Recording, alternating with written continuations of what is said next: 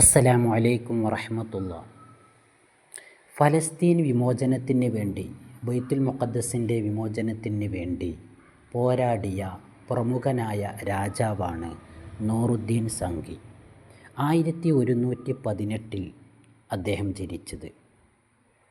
അദ്ദേഹത്തിൻ്റെ സൈന്യാധിപനാണ് പ്രമുഖനായ സ്വലാഹുദ്ദീൻ അയ്യൂബി റളിയല്ലാഹു അൻഹു.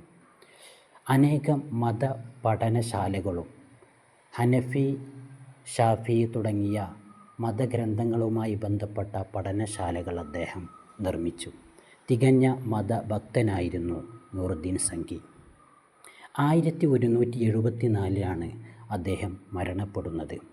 അനേകം നന്മകൾ പ്രജകൾക്ക് വേണ്ടി ചെയ്ത പ്രധാനപ്പെട്ട ഭരണാധികാരിയാണ് നൂറുദ്ദീൻ സംഘി.